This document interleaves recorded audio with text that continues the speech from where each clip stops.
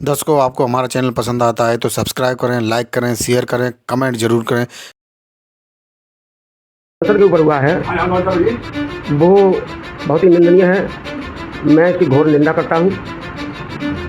जिस तरीके से करणी सेना या बजरंग दल या विश्व हिंदू परिषद अन्य सभी भारतीय जनता पार्टी की संस्थाएं हैं, तो ये जिस तरीके से काम कर रही हैं, जैसे आतंकवादी संगठन कार्य करते हैं, इन्हें ये पता नहीं कि इस देश का नेतृत्व तो संविधान से होता है।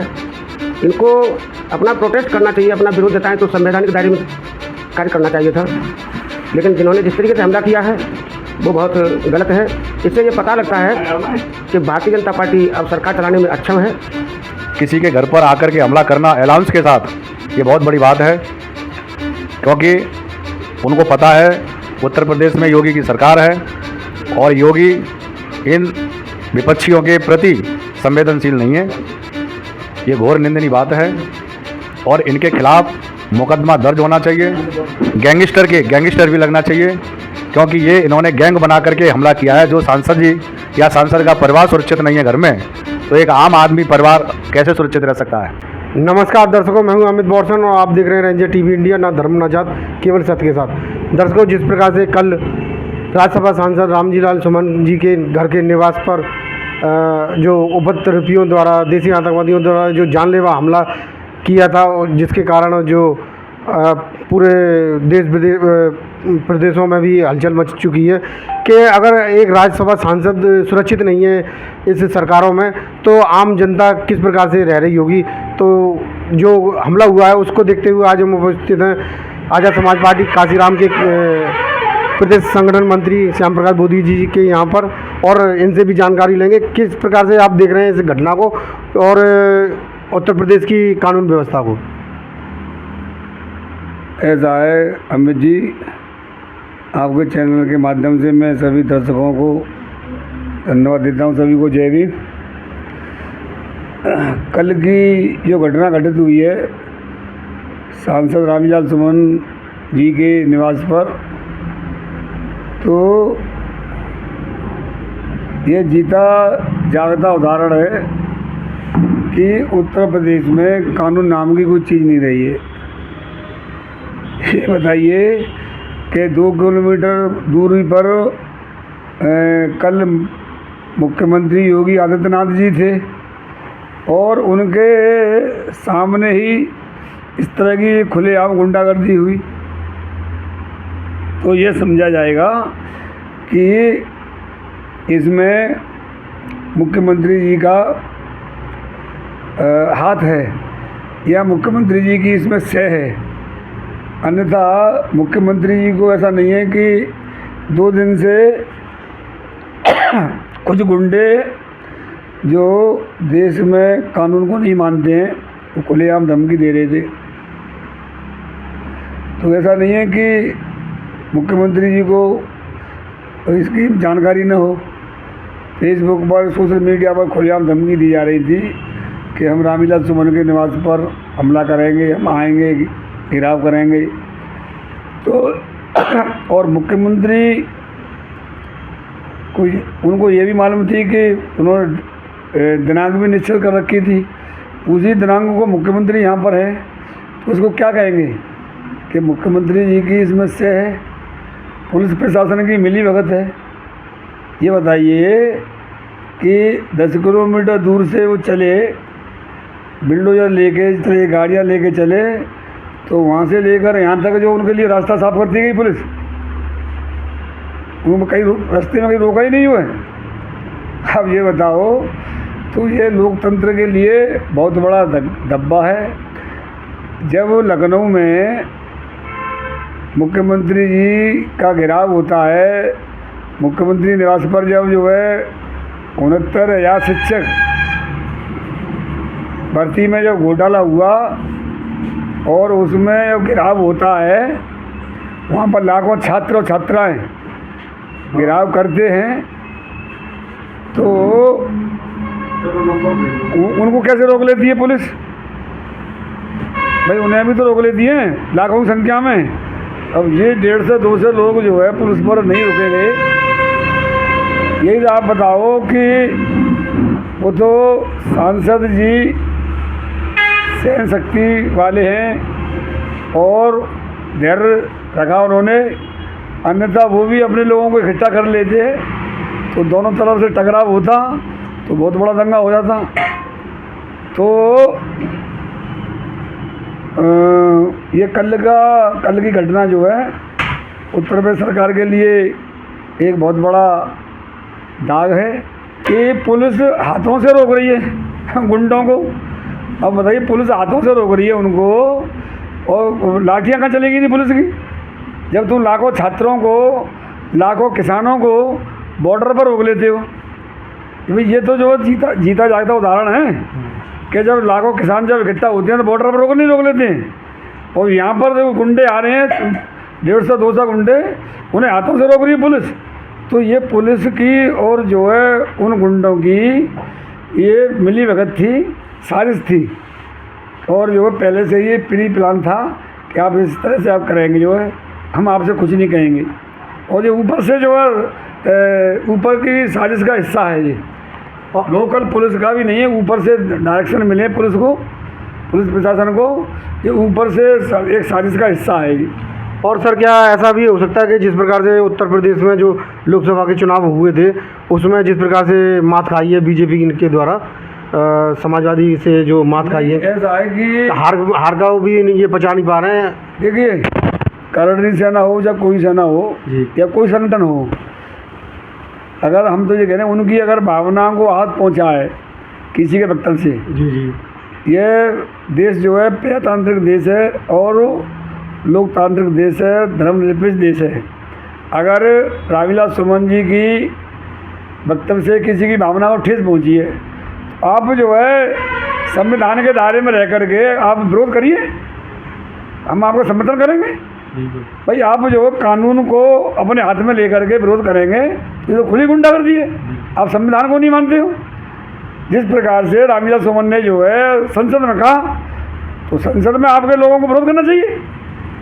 भाई वहाँ पर जो है, यहाँ पर जो अब भाजपा के नेता जो है सह दे रहे हैं, तो भाजपा के सांसद वहाँ भी तो बैठे थे राज्यसभा में, वहाँ विरोध करना चाहिए। तो विरोध करने का हर व्यक्ति को स्वतंत्र अधिकार है, किसी की अगर भावनाओं ठेस पहुँचती है, परंतु विरोध का तरीका ये नहीं है, ये हाँ अपने हाथ में लेकर ये खुली गुंडागर्दी है। विरोध करना चाहिए तो आप अपने शिक्षा वैसे कानून के दायरे में रहकर विरोध करिए, और तमाम उसे जो महात्मा गांधी से लेकर के अब तक तमाम विरोध हुए, राष्ट्रीय स्तर पर विरोध होते हैं। प्रजातंत्र में ये अधिकार है, ये भारतीय संविधान ने हर नागरिक को अधिकार दिया है, तो आप उस तरह से विरोध करिए। धन्यवाद। रेंजर टीवी इंडिया के माध्यम से मेरा नाम डॉक्टर सतीश कुमार संगम, मैं जिला प्रभारी हूँ आज़ाद समाज पार्टी काशीराम आगरा से, और आपके चैनल के माध्यम से मैं ये बात कहना चाहता हूँ कि कल जिस तरीके से जो हमला एक सांसद के ऊपर हुआ है वो बहुत ही निंदनीय है। मैं इसकी घोर निंदा करता हूँ। जिस तरीके से करणी सेना या बजरंग दल या विश्व हिंदू परिषद अन्य सभी भारतीय जनता पार्टी की संस्थाएं हैं, तो ये जिस तरीके से काम कर रही हैं जैसे आतंकवादी संगठन कार्य करते हैं, इन्हें ये पता नहीं कि इस देश का नेतृत्व तो संविधान से होता है। इनको अपना प्रोटेस्ट करना चाहिए, अपना विरोध जताएं तो संवैधानिक दायरे में कार्य करना चाहिए था, लेकिन जिन्होंने जिस तरीके से हमला किया है वो बहुत गलत है। इससे ये पता लगता है कि भारतीय जनता पार्टी अब सरकार चलाने में अक्षम है, और मैं तो यहाँ तक मांग करता हूँ माननीय राष्ट्रपति महोदया जी से कि सरकार को तत्काल बर्खास्त कर और राष्ट्रपति शासन लगाया जाए, क्योंकि नैतिकता बची नहीं है। मैं मानता हूँ रामविलास सांसद जी ने जो बयान संसद में दिया है वो अकेले बैठ के नहीं दिया। क्या इनके आका हुआ नहीं बैठे थे? क्या इनकी पार्टी के लोग नहीं थे? तो उनको संवैधानिक तरीके से जो उन्होंने अपनी बात रखी उसका जवाब संवैधानिक तरीके से उनको संसद में देना चाहिए। इस तरीके से कायरपूर्ता जो हमला किया गया है ये गलत है। और जिस तरीके से इन लोगों ने संगठन को इकट्ठा करके और जाके हमला किया है, गाड़ियों में तोड़फोड़ की है, तो कल माननीय मुख्यमंत्री जी का आगमन था और मैं जानता हूं जहां तक ये प्रायोजित था, फोर्स उधर लगी हुई थी। ये सब जो कार्रवाई हुई है मुख्यमंत्री जी के इशारे पर हुई है। ऐसे व्यक्ति को प्रदेश का मुख्यमंत्री और देश का प्रधानमंत्री माननीय नरेंद्र मोदी जी को सत्ता में रहने का अधिकार नहीं है। ये अपनी नैतिकता खो चुके हैं। क्या ये देश का संविधान ये कहता है कि किसी के घर पर जाके हमला करना, ये कौन से संवैधानिक व्यवस्था की बातें हैं? इन बातों से ये प्रतीत होता है इस देश के दबे कुचले लोग जो हैं वो सुरक्षित नहीं हैं। एक सांसद के घर पर, एक जिम्मेदार आदमी के घर पर इतनी मतलब इस तरह की हरकतें हो जाती हैं, इस तरह की कार्रवाइयाँ हो जाती हैं, तो आम आदमी कहाँ सुरक्षित है? इस विषय में हमारा यही कहना है, मानना है कि इस देश में कोई प्रजातंत्र नाम की चीज़ नहीं है। सब ये दिखावा है, एक ढोंग है। ऐसी सरकार तुरंत बर्खास्त की जाए। ऐसी सरकारें चलने का कोई हक नहीं है जो आदमी आदमी में भेद कर दे। करणी सेना कहाँ से पैदा हो गई? करणी सेना पैदा कहाँ से हो गई? इस देश में संविधान है, सबको बराबर अधिकार है, और सब बराबर अधिकार में ये व्यक्तिगत राजा महाराजाओं जैसे फैसला कहाँ से पैदा हो गए?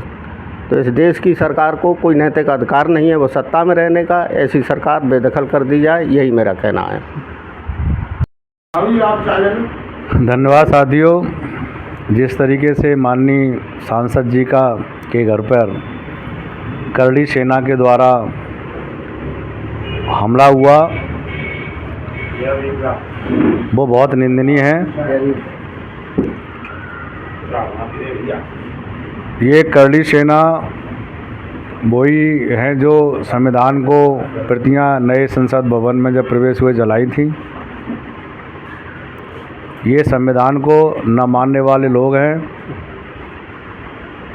और जिस तरीके से मैंने एक वीडियो देखा था, जो करणी सेना का कोई पदाधिकारी था, उसने अनाउंस करके 2-3 दिन पहले सभी करणी सेना के जो लोग थे उनको आह्वान किया था। तो उस वक्त पुलिस भी और आला अधिकारी और बहुत सारे गोपनीय विभाग के LIU के सब देख रहे होंगे।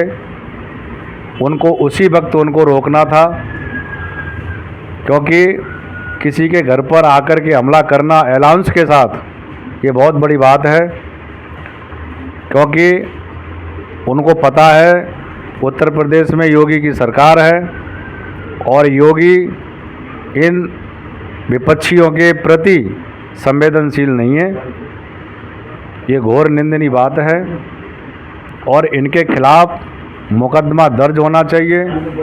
गैंगस्टर भी लगना चाहिए, क्योंकि ये इन्होंने गैंग बना करके हमला किया है। जो सांसद जी या सांसद का परिवार सुरक्षित नहीं है घर में, तो एक आम आदमी परिवार कैसे सुरक्षित रह सकता है? ये उत्तर प्रदेश के जो मुख्यमंत्री हैं उनके लिए सबसे बड़ी निंदनीय बात है।